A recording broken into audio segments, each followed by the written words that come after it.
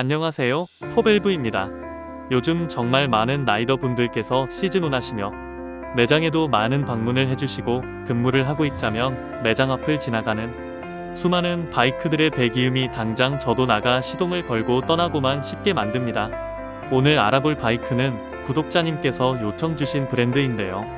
클래식 바이크 하면 하이엔드급으로 가장 먼저 떠오르고 양산 바이크로는 최대의 배기량인 2458cc를 자랑하는 로켓의 브랜드, 바로 트라이엄프입니다.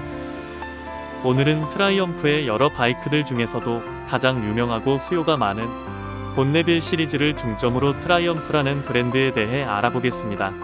바로 시작하겠습니다. 트라이엄프는 1883년 지그프리트 베트만이라는 독일인에 의해서 탄생했습니다.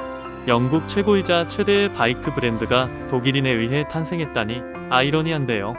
독일인이었던 지그프리트는 영국으로 이민을 와서 사업을 시작하게 되었습니다. 지그프리트 베트만이라는 무역회사를 설립하여 시작은 오토바이가 아닌 자전거로 시작하게 되었습니다. 사실 이 시절에는 오토바이라는 개념이 없었고 이제 막 자전거라는 운송수단이 발전하게 되던 때였죠. 3년 뒤인 1886년에 트라이엄프 자전거 회사로 사명을 변경하게 되었습니다.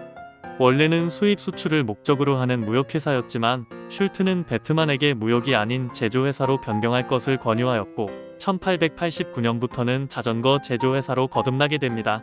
자전거 사업이 무럭무럭 자라남과 동시에 할리 데이비슨의 형제들이 그랬듯 트라이엄프도 더 편하게 갈 수 있는 자전거에 대한 연구를 하기 시작하였고 1902년에 미너바 엔진을 장착한 트라이엄프의 첫 번째 오토바이가 탄생하게 됩니다. 이후 개선을 거듭하여 1904년부터는 자전거 회사에서 본격적으로 오토바이 회사로 변하게 됩니다.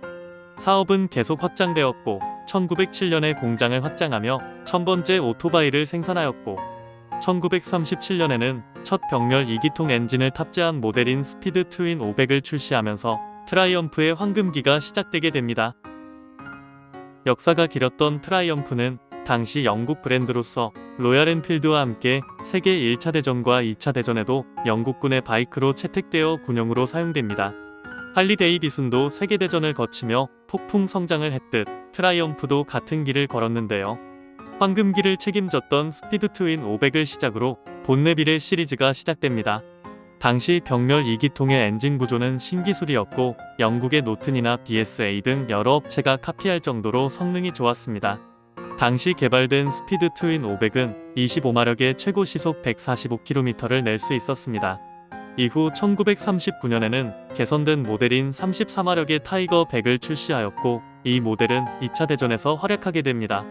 전쟁이 끝난 후에 세계 각지에서 일어난 바이크 열풍으로 인하여 레이싱에 대한 열기가 뜨거웠고 트라이엄프 또한 레이싱에 특화된 모델인 썬더버드를 제작하게 됩니다. 이후 시간이 지나 1958년 트라이엄프는 새로운 엔진과 2개의 캬브를 장착한 T120을 개발하게 되는데 조니 앨런이라는 라이더가 미국 유타주의 소금 사막인 본네빌에서 테스트를 하게 되고 이 이름이 시리즈의 시초가 되었습니다. 그 전까지 사용되던 타이거백이라는 이름을 버리고 본네빌이라는 이름을 사용하게 된 거죠.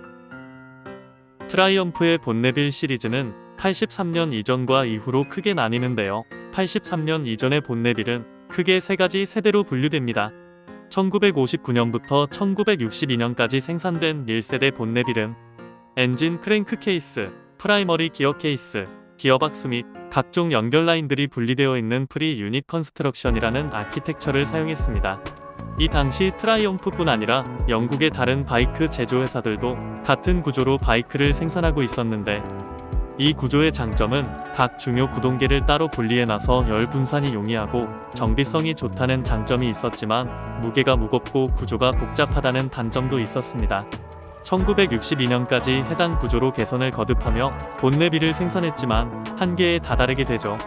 그러하여 나온 2세대의 본네빌은 1963년부터 1970년까지 생산되게 됩니다. 2세대의 본네빌은 유닛 컨스트럭션 구조를 채택하여 1세대와는 반대로 통합된 하우징의 크랭크 케이스, 소기어, 기어박스 등을 하나로 묶었습니다. 이전 1세대의 구조보다 가볍고 크기도 작아졌으며 내구성도 뛰어났고 정비 유지도 쉽다는 장점이 있었습니다. 아마 이 엔진 구조가 역사상 가장 아름다운 엔진 구조라고 평가받는 이유도 있었을 겁니다. 2세대의 본네빌은 엔진의 구조만 바뀐 것뿐 아니라 60에서 62년 사이에 개발된 듀플렉스 프레임이라고 불리는 프레임으로 대체되었습니다. 이 프레임은 스티어링 헤드와 스윙암 피봇을 보다 크고 두껍게 만들고 엔진 지지부를 두 개로 분리하여 무게 분산과 강성을 더 가지게 만들었죠.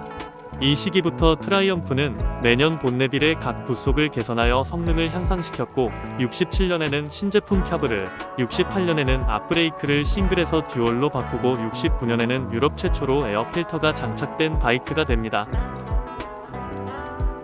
마지막으로 71년부터 83년까지 생산된 3세대의 본네빌은 프레임 내에 오일 라인을 뚫어 냉각 효율을 높이 노일 인 프레임을 적용하였지만 이 프레임은 구조상 생산하는데 많은 어려움이 있었고 생산하는데도 시간이 많이 걸렸습니다. 엔진을 효율적으로 적재하기도 어려웠고 시트고도 높아졌으며 무겁고 제작 단가도 높았습니다. 그래서 개선되어 나온 바이크가 72년형 본네빌 T120RV입니다. 또한 이듬해인 73년에는 750cc의 새로운 엔진이 장착된 T140V를 출시하죠. 하지만 70년대는 영국 모터사이클계가 굉장히 어려운 시기였습니다. 이유는 일본의 모터사이클 산업이 폭풍적으로 성장하며 고성능인데다가 저렴하기까지 한 오토바이들이 쏟아져 나왔기 때문이죠. 80년대에는 여러 바이크들이 첨단 전기 장치들을 장착한 채 고성능으로 나왔지만 트라이엄프는 다루기 쉽고 대중에게 쉽게 다가갈 수 있는 클래식 라인만을 고집했습니다. 1983년 결국 트라이엄프는 파산 신청을 하게 되었고 이때 마지막으로 나온 TSX와 TSS를 끝으로 클래식 본네빌은 끝을 맞이했습니다. 같은 해 12월 영국의 부동산 사업가인 존 블로어는 트라이엄프를 약 15만 파운드에 인수합니다. 트라이엄프의 새 주인이 된 블로어는 시대에 뒤떨어진 기술로는 절대 일제 바이크와 경쟁할 수 없다고 판단하고 새로운 기술과 디자인을 배우기 위해 팀을 구성하고 이 팀을 일본 바이크 제조 공장으로 보내 그들의 기술을 배우게 합니다. 그렇게 새로운 프로토타입 개발을 비밀리에 착수하고 엔진도 새로이 개발하기 위해 무려 8천만 파운드를 투자하게 됩니다. 그렇게 비밀리에 개발을 거듭한 끝에 트라이엄프는 91년 순행식 4기통 엔진이 장착된 트리플 900을 출시합니다. 이후 3기통의 트라이던트와 트로피 1200 등 일본 바이크와 경쟁하기 위해 고성능 모델만을 개발하였지만 일본에 비해 항상 뭔가 부족했고 전통적인 클래식 바이크를 사랑하던 트라이엄프의 오랜 고객들도 점차 등을 돌리게 됩니다. 그나마 트라이엄프가 버틸 수 있었던 것은 당시 3기통의 데이토나와 스피드 트리플 때문이었습니다. 고민을 하던 블로어는 결국 다시 트라이엄프만의 색깔을 찾기에 나섰고 그 답은 본네빌에 있다는 것을 깨닫고는 다시 본네빌을 만들기로 결심합니다. 2000년 약 17년 만에 새로운 본네빌 790이 출시되었는데 새로운 본네빌은 단종되던 당시 그 모습을 그대로 간직하고 출시되었습니다. 당시 혁신 기술이었던 병렬 2기통의 엔진을 채택하고 누구나 쉽게 다룰 수 있는 바이크로 개발 목표를 잡았고 예전의 본네빌의 감성을 그리워하던 사람들에게 그 취향이 그대로 맞아들며 미국 시장에서 트라이엄프 총 판매량의 절반 이상이 넘는 판매량을 기록합니다. 2007년부터는 유로3 기준이 적용되며 그간 캬브였던 본네빌에서 처음으로 인젝션 방식의 모델을 선보입니다. 엔진 또한 865cc로 업그레이드 되었죠. 당시 트라이엄프의 목표는 두 가지였습니다. 첫 번째는 유로3 기준에 만족하는 것과 두 번째는 옛 모습 그대로의 디자인을 가지고 있는 것이었습니다. 그래서 트라이엄프의 디자이너들은 캬브 안에 인젝션을 넣는 방식을 택했다고 합니다. 트라이엄프는 마케팅의 방향도 잡아 헐리우드 스타들을 통한 마케팅을 시작하였습니다. 이후 판매량은 지속적으로 늘어갔고 2012년에는 트라이엄프 110주년을 기념하여 본네빌 T100 모델이 출시됩니다.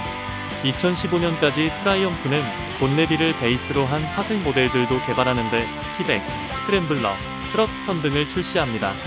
그리고 2018년 국내에 정식으로 진출하여 많은 목마름이 있었던 클래식 라이더들의 갈증을 해소시켜 주었으며 기존 할리의 커스텀 분류였던 바버 스타일의 바이크를 순정으로 출시한 본네빌 바버도 출시하게 됩니다. 재미있게 보셨나요? 블로어의 트라이엄프가 성공할 수 있었던 이유는 일제 4기통 바이크에 끌려다니며 경쟁한 것이 아닌 본인들이 잘할 수 있는 2기통, 3기통 바이크에 투자를 한 것과 과감하게 포기할 건 포기하고 전통인 본네빌 시리즈를 다시 살린 게 아닐까 싶네요. 오늘은 트라이엄프의 역사와 본네빌의 성장기에 대해 알아보았다면 다음 영상에는 구독자분들께서 트라이엄프의 바이크 구매에 참고하실 수 있도록 본네빌을 포함한 트라이엄프 바이크들의 특징에 대해 알아보겠습니다. 오늘도 영상 시청해주셔서 감사하고 구독과 좋아요는 영상 제작에 큰 힘이 됩니다. 다들 알라하세요.